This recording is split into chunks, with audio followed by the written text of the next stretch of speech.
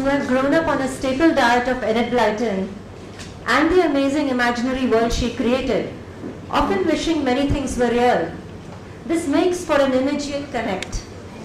We have with us Helen Smith, who will take us through the charm of that legendary author. Helen Smith is a British novelist who lives in London. Her first two books, Alice in Wonderland and Being Light, featured Alison Temple, a private detective who works at an all-female detective agency in London. Invitation to Die and Beyond Belief are humorous mysteries featuring amateur sleuth Emily Castles. Helen Smith's work has been read or performed at the National Theatre, the Royal Festival Hall, the Victoria and Albert Museum of Childhood, Amnesty International's headquarters, the Agatha Christie Festival and the Edinburgh Festival. She is delighted to be appearing at Pune International Literary Festival for the first time this year. Can we have a big round of applause for Helen?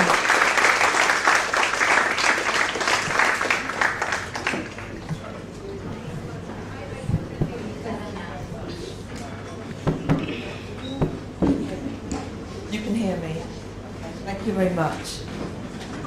So first of all, I wanted to say thank you so much for joining me. I know that there are several sessions going on and you had to make a choice. So thank you for choosing to be here with me. This is going to be quite an informal session. Tomorrow afternoon, if you're here, I'm going to be on a panel down in the main auditorium talking with other mystery and thriller writers. So I hope you could join me there. That's going to be a much more formal session. In this one, what I want to do is spend a little bit of time talking about Enid Blyton, perhaps remembering how much we enjoyed reading her stories when we were children. And then I'd like to invite you, if you would like to tell me which were your favourite characters, which are your favourite series. But I just wanted to begin, so I called the session Mystery and Adventure. So I'm going to talk about her mystery and adventure books that were for children from about the age of 6 or 7 until about 11 or 12. She wrote about 700 books. And so I'm not going to be here as an expert on her, but as somebody who, like you perhaps, read her books when I was a child and felt inspired by them. For me, it was inspired to go on and write my own mystery books, so I now make a living as a mystery author. So there are a few questions to address. One is, why are her books still so successful, even years after she died? What are the elements in her books that made them a successful mystery? What is it that appealed to children who were reading them in her day and read them now? And what elements then are also common to mystery books that we read as an adult? I also wanted to reflect on whether or not there's something in us that makes us seek out mystery books. Is there something in us that means that we naturally enjoy those books? Or is it as a result of having read books like that we were very young, that it conditions us when we're older to look for books and films and TV shows that follow some of those same tropes? For me, I think that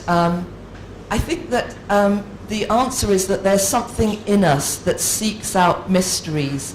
Life is a mystery. We spend our days asking ourselves, what's our position in the world? Who am I? When we're children, what will I become? When school children, and I can see that there are some in the audience, it must be the same here as in England, where I live. Grown-ups keep asking you, what will you be? What do you want to be when you're older? And really, when you're a child, you don't have an answer to that. but that's part of the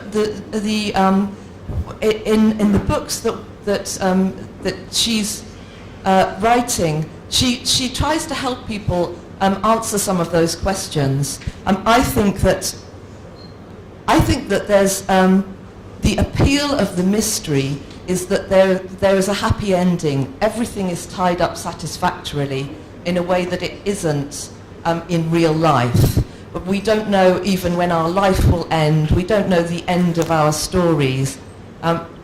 We try to make sense of things that happened to us by reflecting on them and by making a story of what has happened. So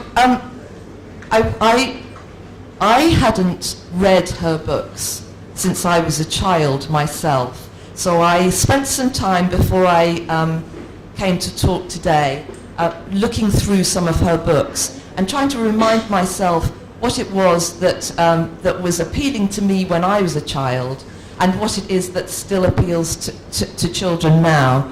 And I'm going to read a few very, very short passages. I'm not going to stand here and read the whole books. But just to remind ourselves, one was that she created a very real world.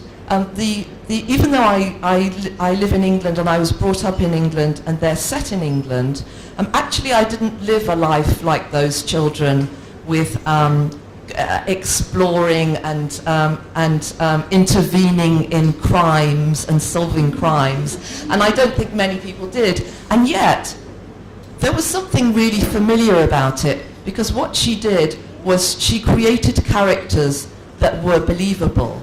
And she created a world, I think, that she herself wanted to live in. As I said, I'm not going to talk from the point of view of an expert on her life, but from what I understand about her life, there are some elements in it that you can see she's creating a fantasy for herself. So she wasn't allowed to keep a pet as a child. She desperately wished that she could keep a dog or any kind of pet. And so those of you who've read her books, and I'm guessing most of you have, you will know that in every series they have a dog or there might be a parrot. So she was creating a world that she herself wanted to live in. And I think that's why it's so successful. She wasn't thinking to herself, what would children like to read? What kind of world do they want to know about? Instead, she was creating a world that she herself wanted to inhabit. And I think you can see the same thing with other very successful authors who write for children, the obvious, more recent ones being Harry Potter. She created a whole world, even with a fantasy world that wasn't like the world that any child has experienced, but it's the kind of world that they might want to experience for themselves. So world building is very important. And actually I want to just take a minute and ask of the people who are here, how many of you would call yourselves writers? Either you're yes, do please put your hands up, because it's just interesting to know how many people are writing stories, whether you've been published or not. Yeah, I think actually at least half. So it's very important as a writer that you build a whole world that is believable, whether or not it's a fantasy world. One of the other elements that she does is she always has children who team up together. So they team up together to solve a mystery.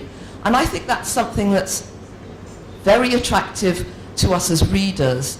As a writer, it's quite a good literary device to have characters discussing the clues with each other, because of course it's a way of informing the reader very subtly about the state of the investigation and what the clues are. But there's also something that's very good for child readers to understand, that even if you feel alone, and I think that even some of the most popular children, there are times when you feel alone and you're frightened, you've just started school, you're going on to the next year, and you feel alone, but when you can retreat into books, into the worlds that Enid Blyton creates, and you will be reassured that you will find other children who can be your friend, even if you're a maverick. There are archetypes in her stories. There's the boy who's the leader. There's the girl, particularly in the famous five. I think those are the ones that most people have read. There's the character of George, who is the girl who she doesn't want to live like a girl. She wants to live like a boy. And again, when we read a little bit about Enid Blyton herself, it seems that her father encouraged her as an artist, her artistic side of her nature and her storytelling. But her mother was very keen that she should take on the role, a typical role of a girl and a daughter, and do housework and help with the chores. And yet her brothers were allowed to lead a much more adventurous and a much freer life. So you can see again that what she was doing in these books, she was going back and she was making that right for herself, because the girls and the boys in these stories, they take an equal part in those adventures. So she, again, is reassuring. She's creating a world that most children want to inhabit, in which boys and girls are equal, and have an equal part to play as investigators.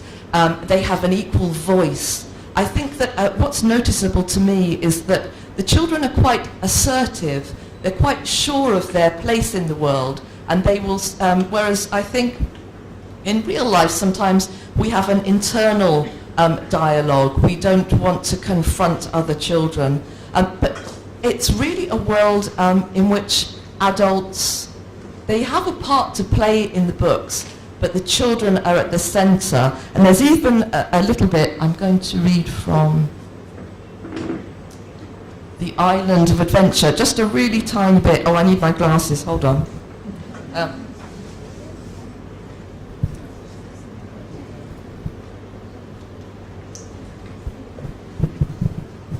There's a little bit, and they're talking about a man called Bill, so he's a grown-up. It says, he said nothing to the others whilst Bill was there. Bill mustn't know. He was jolly and kind and a good friend, but he was a grown-up, and grown-ups always stopped children doing anything risky. So Jack sat in the rocking boat and thought out his daring plan, not hearing the others' remarks or teasing. Just a tiny little bit where she says quite overtly that they want to exclude, as a writer, she excludes the adults from the main action. So it's all about the children. The children are the ones who are driving everything on, and it's their world that we're inhabiting. So it makes it interesting to us. I mean, if they've got, it also makes the point that any child here will recognise that grown-ups will want to try and stop you doing anything risky. And as a writer, she knew that, even though she was writing as a grown-up. She was writing from the point of view of the child. She was putting herself in their position. One thing that she does very well is that she keeps the story moving. So obviously you've got to create a fascinating and believable world. You've got to create well-rounded characters who are believable. Interestingly, I said that with these archetypes, most people would recognise, and they would put themselves in the place of one of those children and think, oh, I'm like George, or I'm like Anne. There's a character in my very favourite series, and as I said, when I come to the end of this first bit of my talk, I'd be very interested to hear what your favourite characters in your favourite series are. My favourite series were the Find Outers, and there's a character in that who is who's called Fatty. He's kind of like the main leader, and he does himself up with disguises. But he's actually really, I've never met a child ever like that. He's really kind of like a grown-up. He's a very flamboyant character, and I've never met anyone who was like him, except that I recently read a really brilliant biography of Orson Welles that I highly recommend. It's actually a trilogy, and it's written by the actor Simon Callow, who is an extremely good writer. And the first of those is called The Road to Xanadu, and it deals with Orson Welles' childhood. And I recognised this character. I mean, she would have been writing about the same time. I'm not suggesting that she necessarily was inspired by him, but he was a very precocious child, Orson Welles, of course, and went on to become an extremely successful man.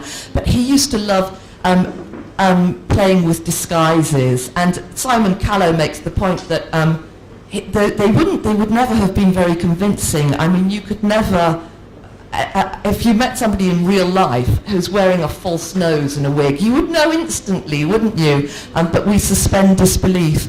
But I think I like his character because he is so flamboyant and so theatrical.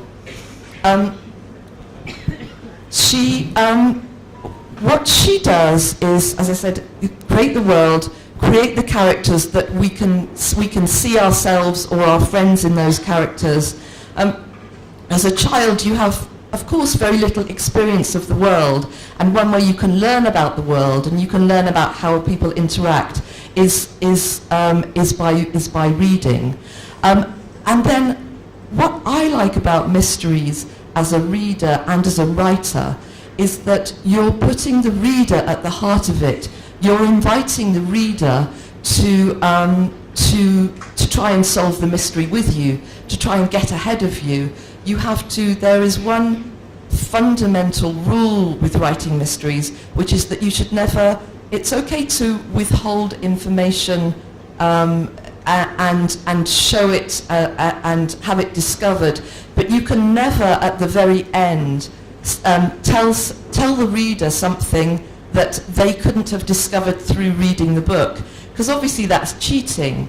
So what you want to do is have red herrings, lots of clues, and then you invite the reader to almost be a character in that adventure and that journey, and to try and solve that mystery. And that's very different than, for example, thrillers, where there's often one person in peril who has to try and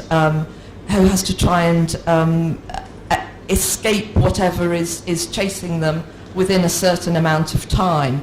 And when you read a book like that, then you're an onlooker. You're cheering them on from the sidelines. What I like about the mysteries is that you're part of it. The thing that she does is that she keeps it moving with hooks at the end of every chapter. So you want to keep turning the pages.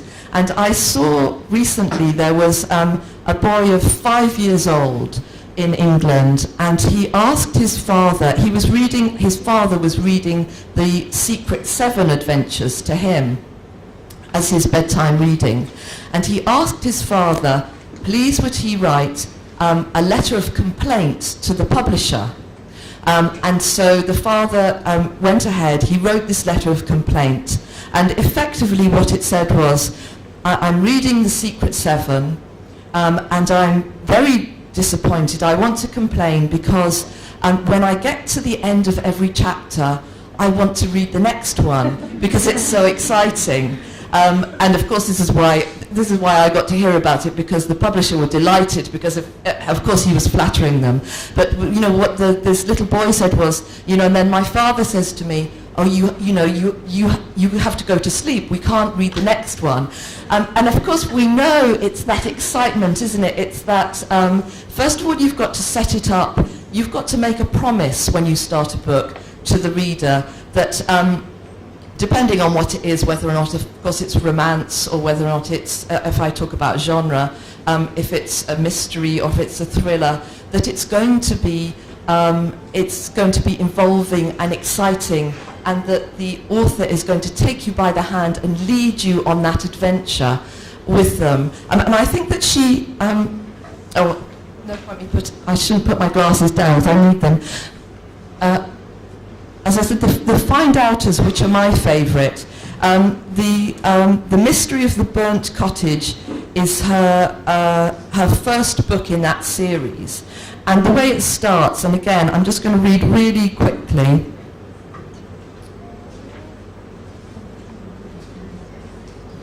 The beginning of it. So it's called The Mystery of the Burnt Cottage, and the way it starts is this. It was at 9:30 on a dark April night that all the excitement began. So I think, what an amazing way to start a book and to start a series. Very economically, what she's done is she's told you it's nighttime, it's dark, and it's April. But she's conveyed all that without boring you. She's also made a promise to you. All the excitement began. What she's doing is she's saying, I promise you this is going to be an exciting book. You're going to enjoy that. And of course she has to make good on that promise. Everyone knows, I think, those of you who are writing, what you know when you begin a book, no matter what genre, whether it's literary fiction, you have to start and you have to really try to grab the reader and make a promise to them that they're going to enjoy it. I think particularly these days, books are not just competing with other books, are they? They're actually competing with films and with TV, with video games. There are all sorts of different ways that we can get excitement and get entertainment. And so it's not as if if you're staying in an abandoned house and there are just 3 books, which I think is actually, when you're a child, that's how you just pick any book off a shelf and you start reading. And so my other point is that when you find a book that you enjoy, regardless really of the literary merit, if it's just a story that keeps you involved, then you discover that love of reading. And what happens with so many of us, we might start with an Enid Blyton and think, yes, I liked the adventure elements, I liked the mystery elements, I liked the satisfaction of reading a book and seeing it all drawn together. I liked being able to read at my own pace. And then what happens is that you go on and you try to discover other books, because that love of reading was instilled in you as a child. And I know I wasn't here last year, but last year the focus of the exhibition was Agatha Christie. And I think these 2 women, more than just being English women who were prolific writers who are still popular, I think that they both, Agatha Christie often is a gateway then into adult reading. So those are often when you're about 10, 11, 12, those are your first grown-up books that you read. And again, she carries you hopefully on that lifetime journey, which is the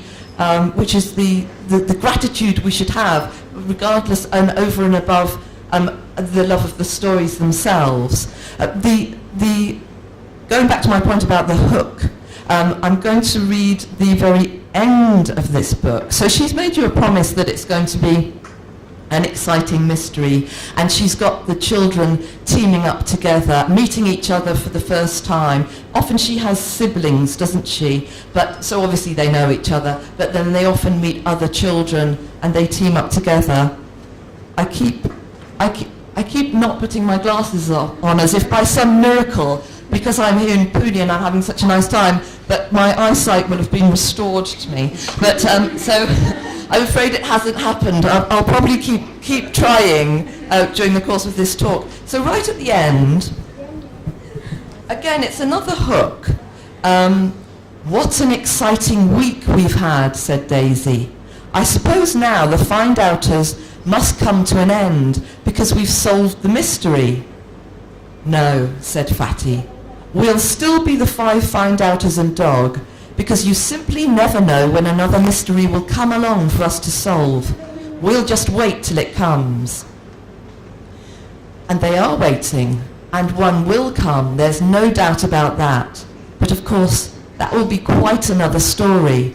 And I just think you can just see with that, you know, how clever she is as a writer, that assuming that the reader has enjoyed that story, as I did, and as some of you will have done if you read that one or other ones like it, the joy of reading a really good story is then you sit there and you think, you reflect back over it. If it's a mystery, you think about the clues and the ones that you missed, and how clever she was to misdirect you so that you believed that the answer must be this when it was that.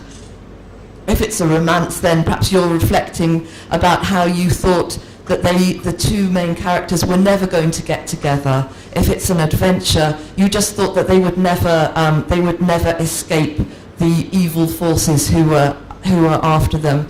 And then what she does is she promises you that you can come back for more. So she's already got, I think well, for me sometimes, you know, when you plan a party, often it's not even the party that you enjoy so much. It's that thrill of anticipation, isn't it? It's looking forward to it. It's thinking about how wonderful the party will be, and then reflecting back, hopefully if it's a success, and you enjoyed it, and your friends enjoyed it, you're reflecting back on how good it was. And in the same way that a book has got to be like that, first of all, as you open the pages and there's that opening sentence or that opening paragraph, there's that thrill of anticipation that this is, especially if it's a reader, if it's a writer that you know, you're sure that you're in safe hands and it's going to be good. And then as you read it, hopefully, because you know, I think about this quite a lot because I make my living as a writer. You ask yourself, what is it that readers want? What do they like about what I write?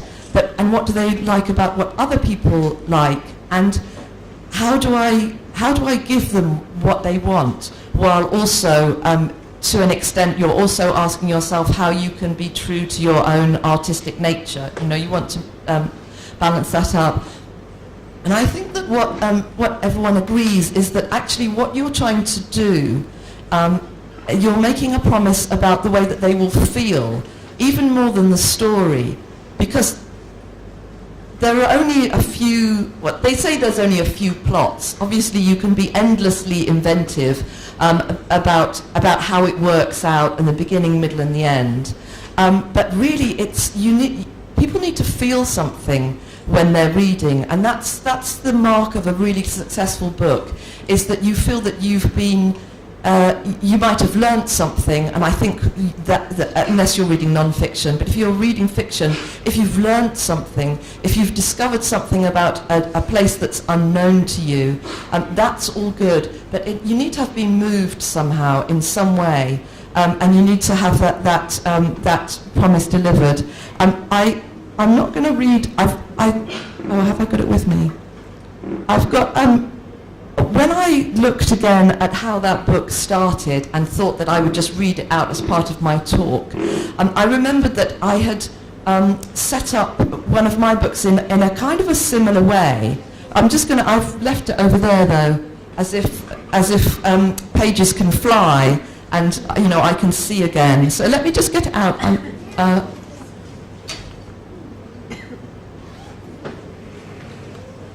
Here it is. So you can see, although I wasn't deliberately, I didn't have the book in front of me and wasn't trying to copy it. In a similar way, I was trying to start really economically with a promise, with setting up what kind of book you would be reading. So this is from my book, Invitation to Die. So it's one of my humorous mysteries. The way it begins, it says, in Hartford, Connecticut, in the United States of America, just after 11 o'clock in the morning on a Saturday, Winnie Craster received an invitation to die. Not realizing what it was, she accepted eagerly. So that's just the beginning of of the story. And in the same way, what I was trying to do was make a promise to the reader and say, the book's called Invitation to Die. It's set in London, and yet it starts with a woman in America receiving this invitation, and then I make it very plain that it's an invitation to die, and then I actually go on to set up the characters. I actually spend some time setting up the characters, and in a way I was conscious that people who write mysteries, they often want to start with a dramatic death, and I wasn't actually going to give that in this book, but I wanted to make a promise that it was a murder mystery and somebody was going to die, but I tried to be similarly economical about it.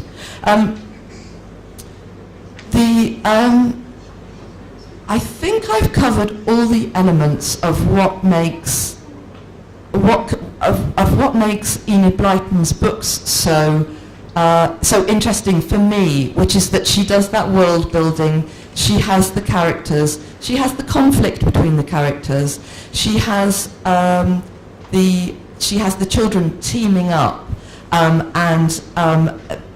with the Secret Seven, as you know, they effectively have a secret society, and I don't know, I'm sure that many of you did something similar, or you do something similar where you also, I was part of or you want to be part of a secret society or a spy.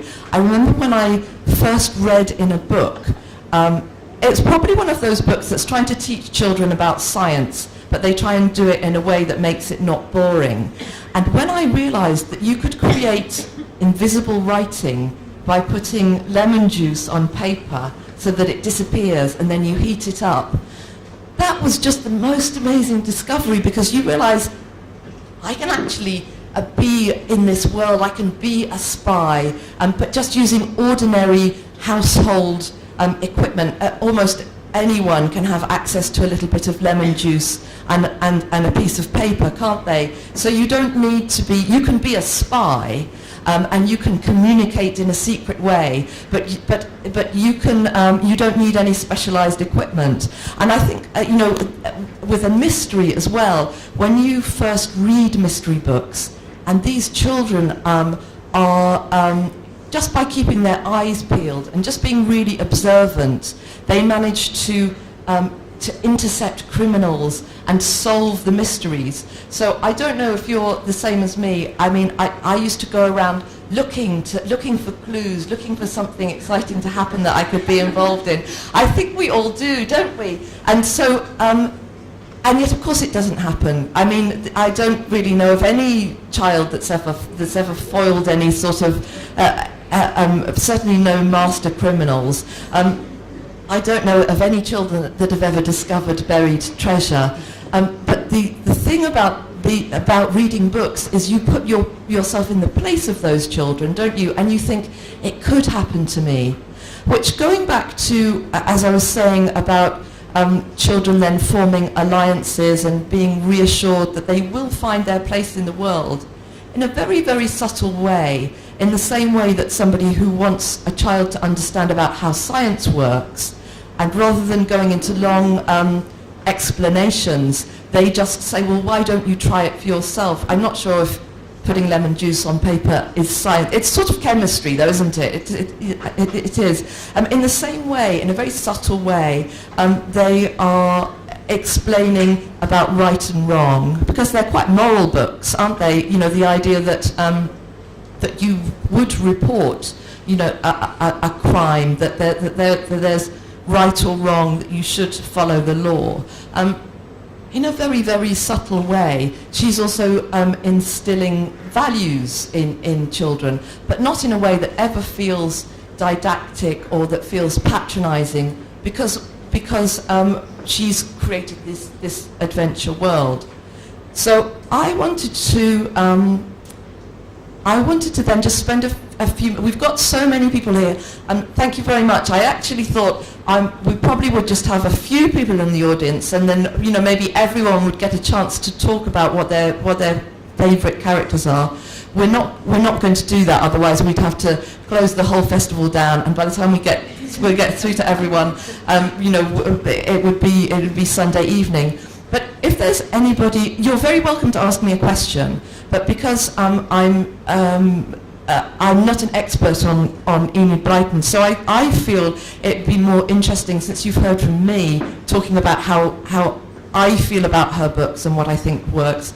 If there's anybody who would actually like to talk about which is their favourite character and why, or their favourite series, I would love to hear from you.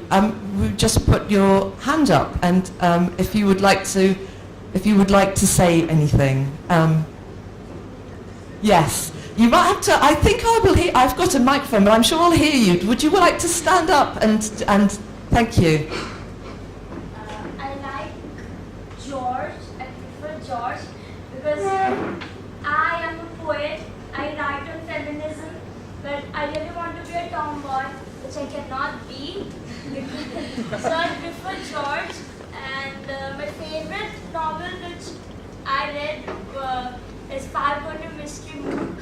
And I spent my entire day just before my mathematics exam reading that book and not preparing for my mathematics class.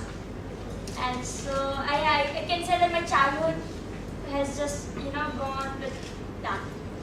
Thank you very much. So I think everyone heard that. Just a very quick recap, because obviously she's speaking this way, just to say that George is her favourite character, and she did admit, so I don't know if you've got family with you, that just before her mathematics exam, she was reading her favourite book.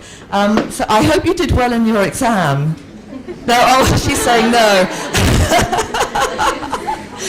It's somebody I was talking to in the author's room just now, the wife of one of the authors. She said that as a direct result of reading the Mallory Towers books, which I haven't talked about because they're not mystery and adventure, she then applied to go to boarding school because she just so loved the books. I think that they can actually reading a book can actually set you on a different path. It can make you realise. Hopefully, unfortunately, it's not setting you on a path to mathematics success. Hopefully, there'll be something else. Would somebody else like to talk? I think yes. So, yes. Yeah. Apart from the famous five, I've read only the adventure series, in which there are two twins and a brother-sister duo or something like that. So I really like the character of Philip in it, because he's very passionate about animals and he has a sort of gift, like animals of any kind come running to him. And I quite identified with him because I grew up with cats and dogs, all kind of strays, and I used to nurture them. And now also, even if I walk around and I see a cat, it does come to me. So yeah, so that's why I quite identified with Philip, and I think that's why I read. Thank you very much. So just a quick recap in case you couldn't hear. Philip in the adventure series, she really identified with him because he had a natural connection to any animals who could they would come running, and you were saying that you grew up with lots of strays, and actually cats will come to you. I think that's another thing, isn't it? You see that it's the love of animals again that comes out. There were lots of hands. I just had, so if somebody else would like to, yes. And so you've got a pink, stripy, and long. Julian was my favorite character because I always wanted an older brother, so I was like lucky, and she has an older brother, and he was perfect. Like, he was fun, he was responsible, he had his head together, and as a child, which you probably don't. And as for my favorite book in this series, 5 go off in a caravan, because after I read that book, I told my mom, let's go caravanning. I've never been for one, but still. And same, then again, even with Saint Kia's. So when I read Saint Kia's, I was, I think, 8 or 9. And that's when I started learning French, because there were a lot of French phrases in the book. And she made a lot of references to India. And that used to make me very happy that, a British author who wrote before we got independence using Indian references, and I was like, see, my country is mentioned in a British book. So I really liked that. Thank you. I think that's great. So I won't repeat all that because obviously you heard it through the... But I think that's amazing to think that because you had read French phrases, it made you want to go on and then learn the language. And I agree that when you see, even if you're reading something and if you see somewhere... I mean, I live in London now, so I feel like connected to all that literary history, all those books that are set in London. And the same way that if you see... your country mentioned, even in something that's set in another country, you feel a connection. I think we've got just about another sort of 7 minutes or something, haven't we? So we've got time for some more. So there's a lady right at the very back. You're in the back row.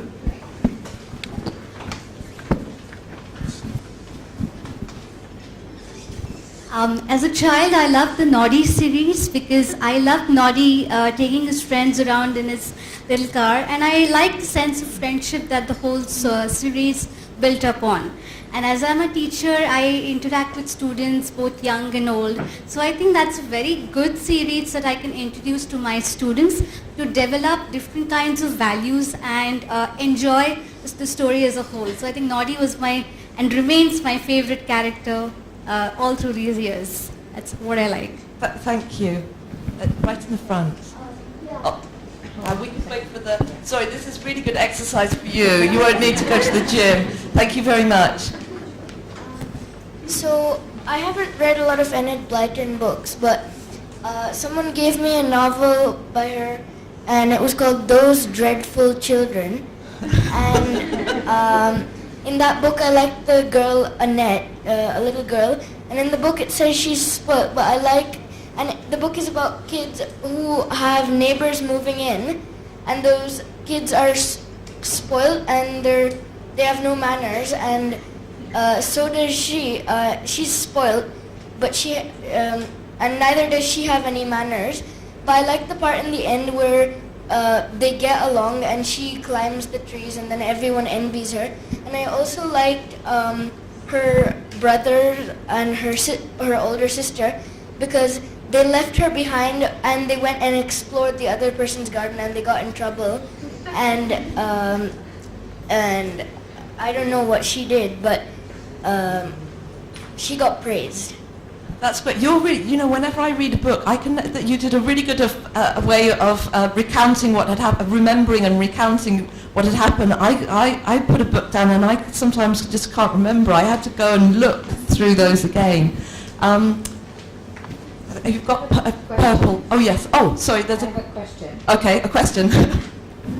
So we were never, being in the U.S., we were never, it was not like we were encouraged to read Enid Blyton. In India, it's quite popular. Also because there's a lot of controversies around her writing. And so just being here and looking at, some of the good books that you have, what would be some of the good ones to start with? I mean, she's reading a lot. She's read the whole Harry Potter series and a lot of different ones. So, but this might just be a different kind of writing that she can be exposed to. I think that, and maybe people here could answer. I think honestly that you might, having read Harry Potter, which although it's creating a fantasy world which echoes some of those, some of the best parts of some of these, I think that particularly at that reading age level, that these might feel too young and that they might lack a sophistication that you can. I feel terrible. It's like, oh, come and listen to me talk about Enid Blyton, and then the very last minute I stab her in the back by saying, oh, you should be reading Harry Potter. But I don't know if people would disagree with me. But I think that having read Harry Potter and that very complicated world building and the popularity and what I loved about that was the excitement that there were children queuing outside bookstores at midnight. It was crazy. Having felt part of that, which unfolded in your lifetime, I think you would go back and find this quite old-fashioned. Children don't talk in that way anymore. I think when we grew up with it, I think you forgive it. And as you say, I haven't even touched on all the stuff that's inappropriate now. I think that's but there are good parts of it. I don't know that that's where you go from here. I think that might be where you might have once started. Yeah, should have been there earlier. Yeah, is that a terrible cop-out? I feel, yes, so... Okay, so we're nearly there. Yeah, 5 minutes. I particularly enjoyed the Faraway Trees series. And I mean, after having read a lot of Harry Potter and classics, I love Pride and Prejudice, I still end up turning those pages. And the whole idea about there being a world on top of a tree is so bizarre that it's believable. I spent hours trying to remember the name of this one character who's called what's his name, because his name is so peculiar. It's Kola Mooli Tumarelli Pokirolo, and I know how to spell it too. That's amazing. That's really... Yes! Congratulations. Thank you. So yeah, and Moonface and Silky. I mean, I can go back to that world again and again and still enjoy it. And I think I disagree, because Enid Blyton is Enid Blyton is Enid Blyton. So I mean, no matter how many books you read, you can always get back to her. And Yeah, no, that's true. And yes, so yeah, it's worth discovering. I think as well, if you go in with low expectations, you know. Did you have a question? No. He was just shoving his head. So maybe about two more. So yes, you've got a hairband in a pale jacket. Yes, thank you. Actually, she answered this thing. It's the Enchanted Wood, the whole series, because that was one of the first things I had ever read actually, and I mean, trying to find that world is like very different. And the second one was.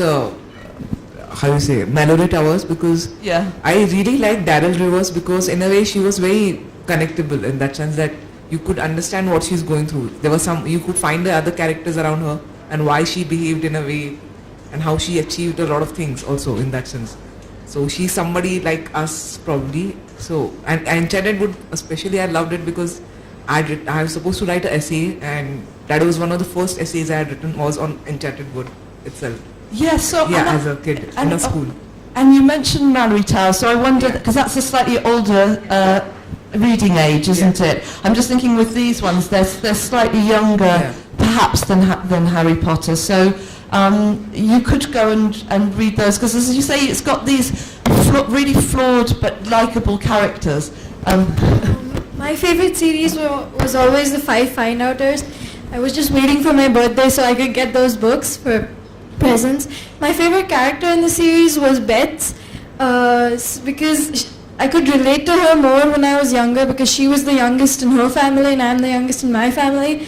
And Philip, her brother, would always dismiss her observations during the mystery, and in the end of some books she would be the one who actually gave the main clue, so when the mystery would be solved. So she was my favorite character there. A great character, thank you. So I just think maybe just one more, because we're just coming up to...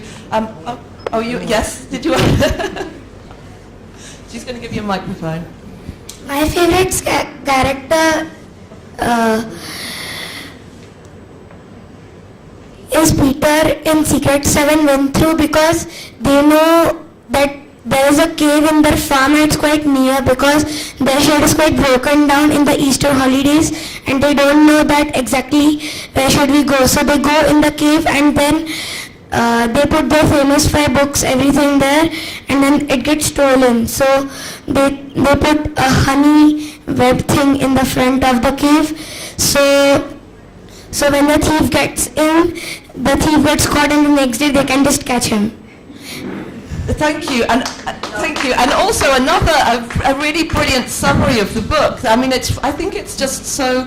It's brilliant to be able to remember it and recount it briefly and succinctly. So thank you. I'm sorry. I'm conscious that having invited contributions, there were lots of people putting hands up, and I was just trying to really choose whoever. We could have one more. Okay. Okay. So you've got glasses and a white shirt in the middle, and I do apologise to anybody who didn't get a chance to contribute. My favorite book is The Naughtiest Girl, because that is the first book I read and my mom suggested me to read it. And after reading that book, I really wanted to go to a boarding school. and I forced her to send me to one, and she sent me. And I was a naughty girl in my school also, so I actually can relate to Elizabeth. So that is my favorite book. I was mentioning. So I was actually talking. Exactly the same thing happened to the lady at the back, where she had read. It was the Mallory Towers books and wanted to live that life. So and then the girl earlier who started learning French as a result of reading those phrases. So thank you for everyone who made a contribution. I do apologise if you had your hand up and I didn't get to you, because I know that can be frustrating. Thank you for coming and listening and participating. I really appreciate it. Thank you very much. Thank you so much, Helen.